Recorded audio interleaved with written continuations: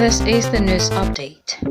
The Minister of Information and Culture, Lai Mohammed, has referred to DJ Switch as a conveyor of fake news and misinformation. According to him, DJ Switch refused to present whatever evidence she had to the judicial panel. Rather, she escaped from the country under the critics that her life was in danger. He said that it is only a matter of time she will be exposed for who she really is. One of the purveyors of fake news and disinformation during the NSAS crisis was one DJ Switch. Surprisingly, instead of presenting whatever evidence she may have to the judicial panel, she chose to escape from the country under the critics that her life was in danger. The military has come out to say they never sought after her. To the best of our knowledge, the police never declared her wanted. Her conduct thus becomes suspect. If she was so desperate for asylum in any country, does she have to resort to blatant falsehood to tarnish the image of the country just to achieve her aim? In fullness of time, this lady will be exposed for what she is. A fraud and a fraud with divisive and destructive forces. Nigerian DJ Switch speaks to CNN presenter in an interview as she challenges the Lagos State Governor Babajide Sanwo-Olu to speak the truth on the Lekki shooting. Quote, tell us what you saw that night and what is going on now. Well, thank you for having me, Becky. Thank you for giving us your platform to continue talking and sharing this story. What I experienced that day was the worst experience in my life. The Nigerian army that is supposed to protect us came with no warning. None, nobody, no representative to come speak to us first. At least they just came in guns blazing. We heard gunshots from behind the toll gate, because we were on one side of the toll gate, and we heard gunshots from behind and people running. So what we did was just to go down and sit down and just stay still, wave our flags. So because we believed that if we waved our flags, they would see that we are not here to cause any harm.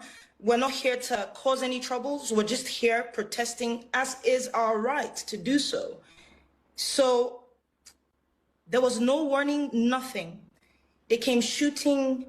People were just dropping. I can't even explain that to you.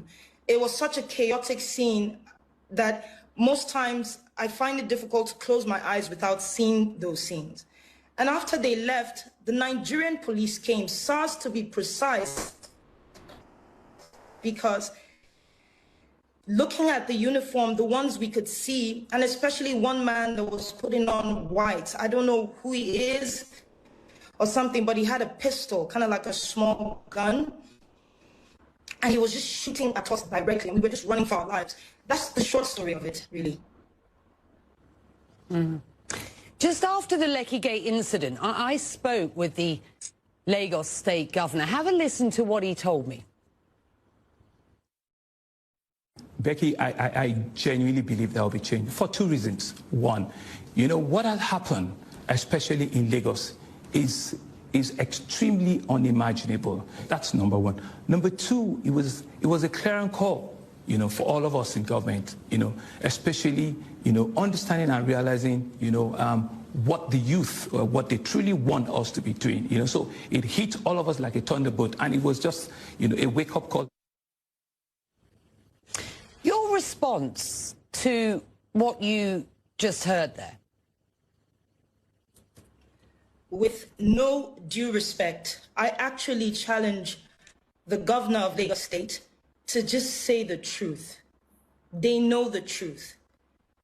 It's been out there, they're conflicting stories with each other. Nigerians have died. This is not a time to play games. Families are looking for their loved ones. However, the Nigerian army has claimed that it is not after DJ Switch that there are bigger fishes to fry. A target, and there are claims that the Nigerian army has been trailing you, threatening your life and forcing you to flee the country. The army has denied those claims, saying, and I quote, "There are bigger fish to fry." End. Threat by the federal government to sanction U.S. cable news network, CNN, over its investigative report on the shooting of NSAS protesters has provoked outrage across the country. Some of those who expressed outrage include civil society organizations, CSOs, the Nigerian Bar Association, NBA, and Senior Advocates of Nigeria, SANS, who advised governments to be cautious in dealing with the news network.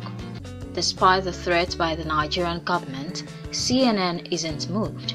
It says, and I quote, "Our reporting was carefully and meticulously researched, and we stand by it."